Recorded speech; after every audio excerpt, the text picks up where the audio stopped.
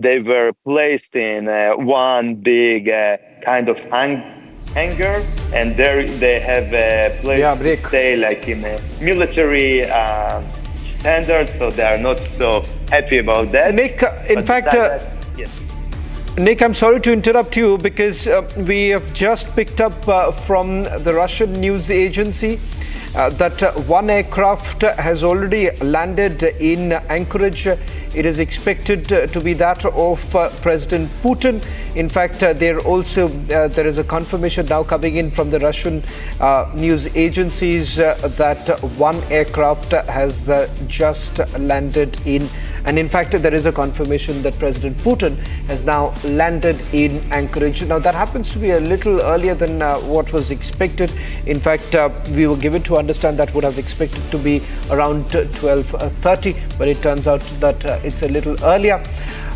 As Nick, you've been pointing out that you're unable to see anything there.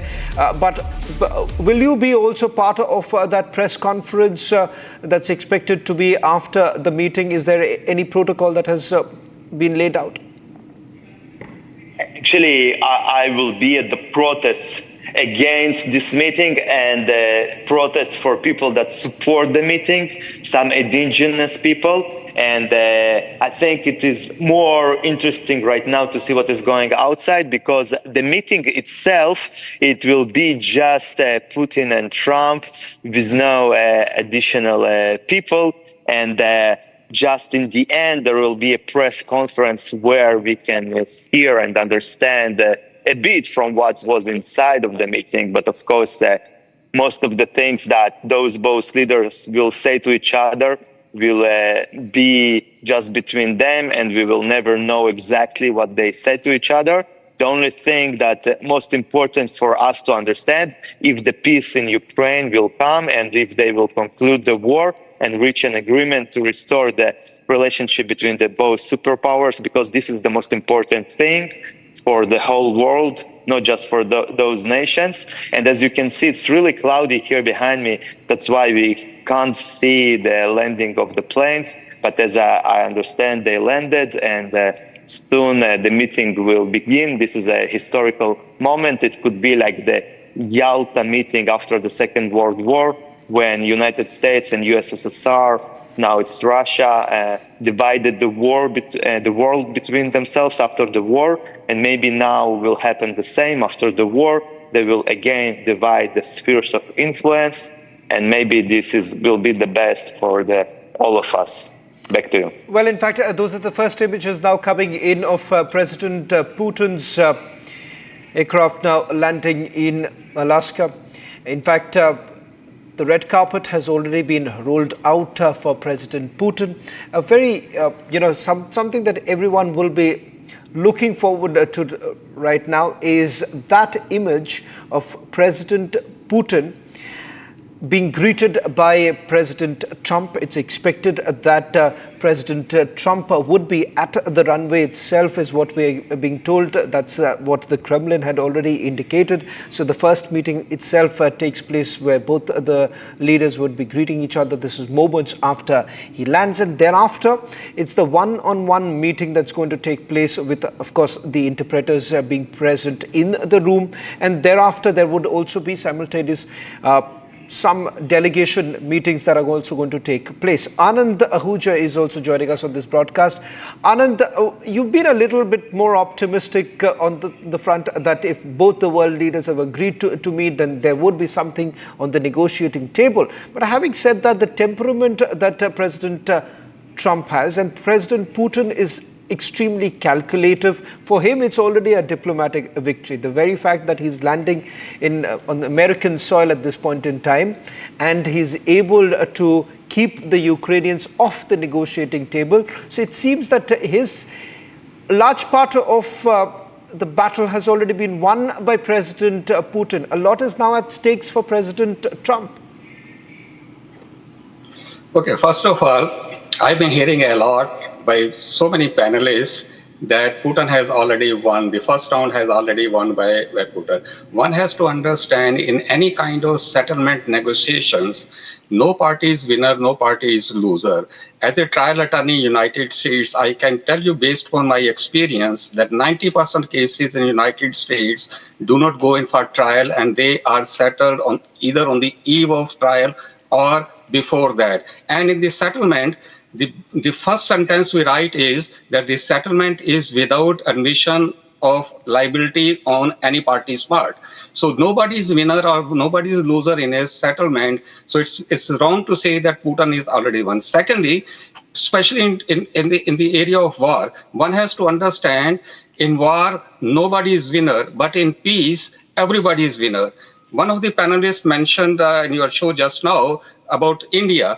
I personally believe that India is also going to gain a lot if this summit is successful.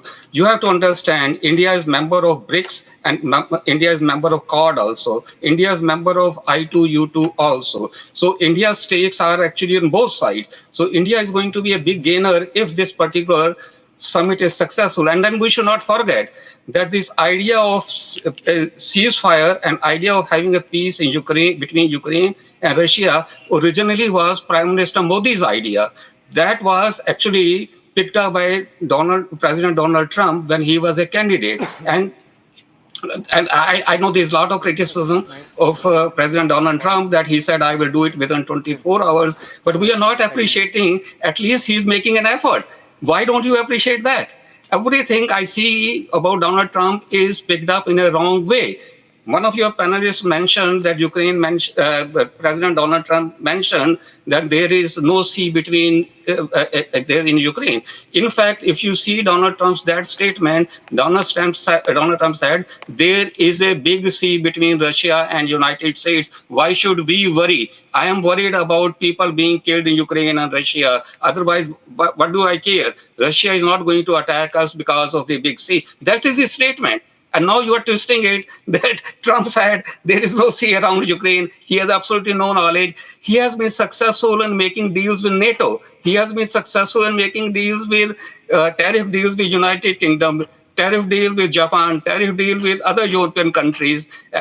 One of your panelists said, and in a contradictory statement, first he said that I know Donald Trump for the last 43 years. Donald Trump can give in anything. You just flatter Donald Trump and he will give everything. Then he says Trump is a bully. So I don't understand that.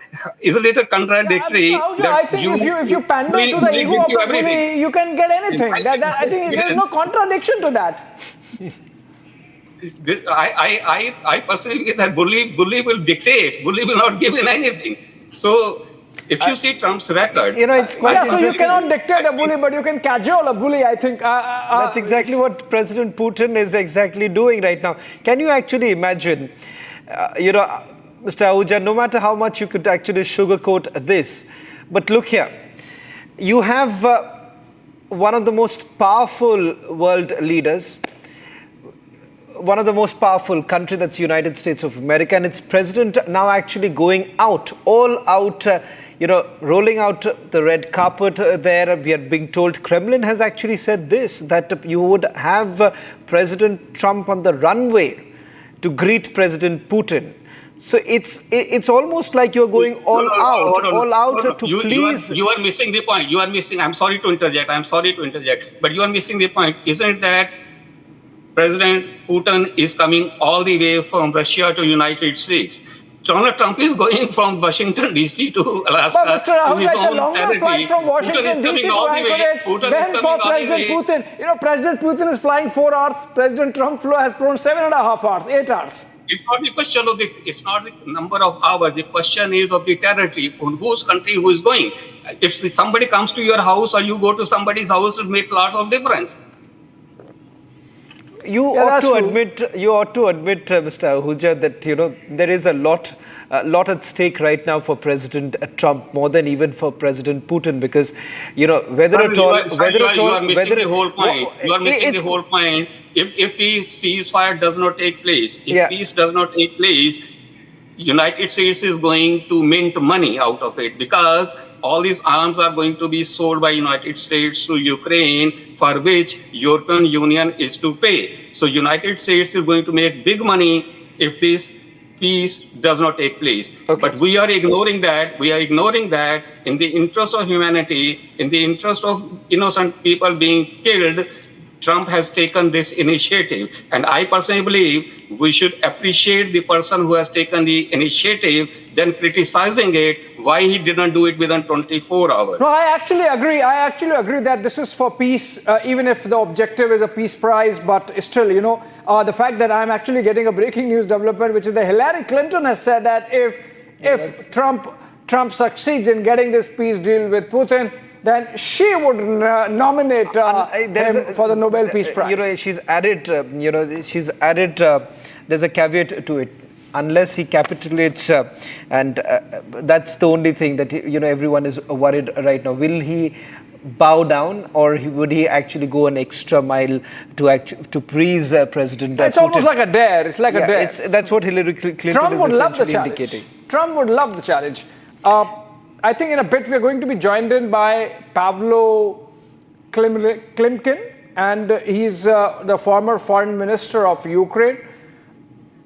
He's just joining us quickly, in a while. I don't know whether Nick is still there or not. Okay, we can take a dip into Nick. Yeah, if Nick is not there, Katrina is also joining. She's still with us. Katrina, you've already heard what Anand Ahuja had to say with regards to, that there are efforts still being made. Let's admit it that since the time the invasion began, this is for the first time you have President Putin coming out of Russia, agreeing to meet an American president.